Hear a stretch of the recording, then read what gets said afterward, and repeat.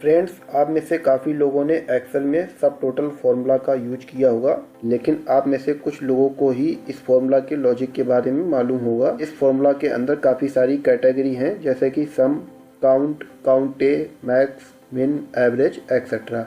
लेकिन अगर हम सब टोटल फार्मूला की हेल्प से अगर वैल्यू को सम करते हैं तो वह सम फार्मूला से कैसे अलग है, तो आज की वीडियो में मैं आपको कुछ उदाहरण से एक्सप्लेन करने वाला हूं। आप वीडियो के एंड तक बने रहिए। हेलो फ्रेंड्स, मेरा नाम है अनमोल और आपका स्वागत है हमारे यूट्यूब चैनल अनमोल इजी लर्निंग में।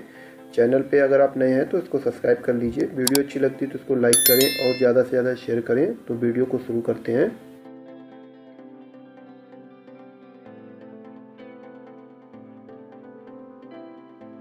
फ्रेंड्स, अभी आप हमारे पास एक्सेल सीट में एक डेटा देख रहे हैं। यहाँ पे हमने कुछ आईडी ली हुई है और यहाँ पे नेम लिया हुआ है। इसके बाद यहाँ पे लोकेशन है और यहाँ पे सैम्पल डेटा 1 और सैम्पल डेटा 2 लिया हुआ है। तो मैंने एक सिमिलर डेटा ही लिया हुआ है जिससे कि मैं आपको एक्सप्लेन कर सकूँ कि अगर मैं सब टोटल फॉर्मूला का यूज कर रहा हूँ और सब टोटल फॉर्मूला की हेल्प से अगर मैं किसी भी वैल्यू को सम करता हूँ, यानी कि उस वैल्यू का मैं टोटल फाइंड करता हूँ, तो वो सम फॉर्मूला से कैसे बेटर है। तो मैं यहाँ पे अभी फॉर्मूला को अप्लाई करूँगा। टाइप करूँगा इक्वल टू सब टोटल, इसके बाद ब्रैकेट लगाऊंगा।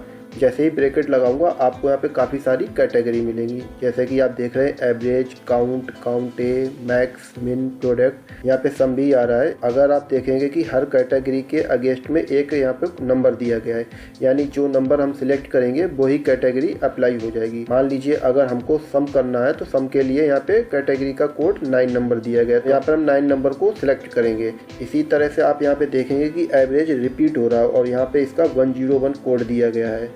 इसी तरह से आप देखेंगे कि जो कैटेगरी यहाँ पे आ रही हैं वो कैटेगरी नीचे भी रिपीट हो रही हैं और इनके अगेंस्ट में यहाँ पे इनका नंबर भी चेंज हो रहा है कि पहले एवरेज का नंबर 1 आ रहा था, यहाँ पे 101 हो गया है, 102 हो गया, 103 हो गया है।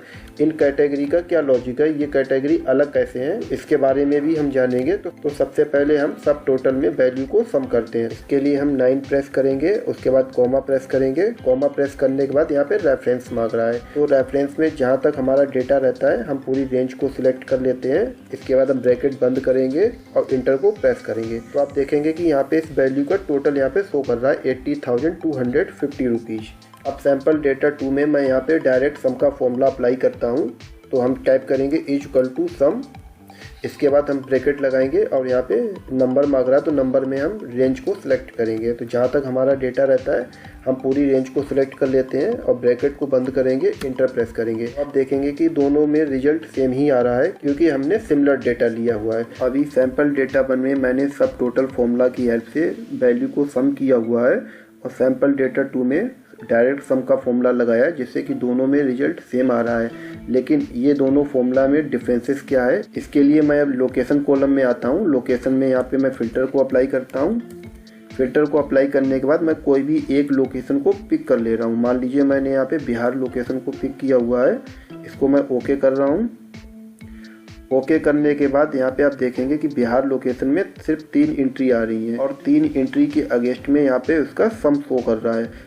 लेकिन सैम्पल डेटा 2 में अगर आप देखेंगे तो हमने पहले जो रेंज ली हुई थी वो पूरी रेंज को अभी भी शो कर रहा है। तो फ्रेंड्स, आपको मालूम हो गया होगा कि अगर हम सब टोटल का फॉर्मूला लगाते हैं और किसी भी वैल्यू को अगर हम सम करते हैं और एक तरफ हम डायरेक्ट अगर सम का फॉर्मूला लगाते हैं तो इन दोनों में क्या डिफरेंसेस रहता है। अगर हम सब टोटल का फॉर्मूला लगाते हैं और किसी भी वैल्यू को सम करते हैं तो जो भी विजिबल सेल्स रहते हैं वो केवल उन्हीं का ही सम करेगा। लेकिन जब हम डायरेक्ट सम का फॉर्मूला लगाते हैं और जो हमने रेंज का सिलेक्शन किया है वो पूरी रेंज के सिलेक्शन को सम करेगा।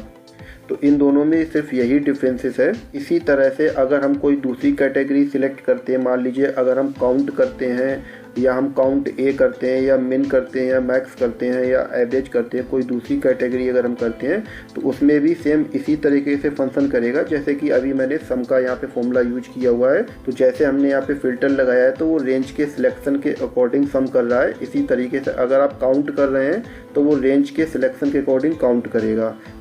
तो अब हम बात करेंगे कि जो सब टोटल का फॉर्मूला है इसके अंदर जो भी कैटेगरी आ रही है वो कैटेगरी रिपीट क्यों आ रही है, उसका क्या लॉजिक है। जैसे हम यहाँ पे फॉर्मूला को दोबारा से अप्लाई कर रहे हैं, टाइप कर रहे हैं इक्वल टू सब टोटल, ब्रैकेट लगाएंगे ब्रैकेट लगाने के बाद आप यहाँ पे देखेंगे कि सम के अगेंस्ट में यहाँ पे 9 लिख के आ रहा है। इसके बाद अगर हम इसको स्क्रॉल डाउन करेंगे तो यहाँ पे भी आपको सम दिख रहा है और इसके लिए यहाँ पे 109 दिया गया है। तो चलिए अभी हम यहाँ पे 109 को यहाँ पे सिलेक्ट करते हैं, कॉमा प्रेस करेंगे। कॉमा प्रेस करने के बाद अब हम रेंज का सिलेक्शन करेंगे। इसके बाद हम फॉर्मूला को बंद करके इंटर प्रेस करेंगे। तो अभी आप देखेंगे कि 80,250 रुपीज़ शो कर रहा है यहाँ पे है।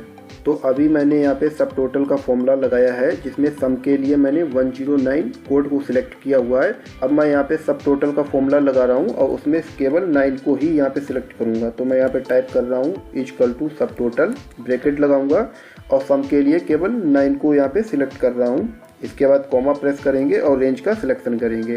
तो जहाँ तक हमारा डेटा रहता है हमने रेंज का सिलेक्शन किया हुआ है। इसके बाद हम फॉर्मूला को बंद करेंगे और इंटर प्रेस करेंगे। आप देखेंगे कि यहाँ पे भी रिजल्ट 80,250 रुपीज़ शो कर रहा है।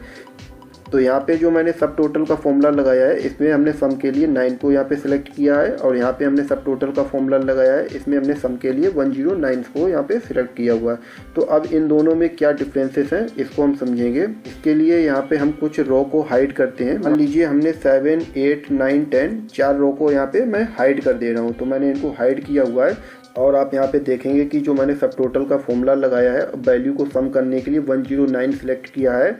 हाइड करने के बाद जितने भी सेल विजुअल हैं उतना क्या ही यहाँ पे सम शो कर रहा है, लेकिन सैम्पल डेटा 2 में जो कैटेगरी मैंने अप्लाई की हुई है वो पूरे डेटा का टोटल यहाँ पे शो कर रहा है। तो ये बहुत ही बेसिक सा फॉर्मूला है और एक्सेल में काफ़ी ज़्यादा यूज होता है। आप इसकी प्रैक्टिस कीजिए। अगर आपको फॉर्मूला से लेके कोई भी डाउट है तो आप हमें कमेंट कीजिए। मैं कोशिश करूँगा कि मैं आपके कमेंट का रिप्लाई करूँ। तो दोस्तों आज की वीडियो में इतना ही। अगर आपने हमारा चैनल अभी तक सब्सक्राइब नहीं किया है तो इसको सब्सक्राइब कर लीजिए। वीडियो अच्छी लगती है तो इसको लाइक करें और ज़्यादा से ज़्यादा शेयर करें। मिलते हैं आपसे अगली वीडियो में नई जानकारी के साथ। तब तक के लिए नमस्कार।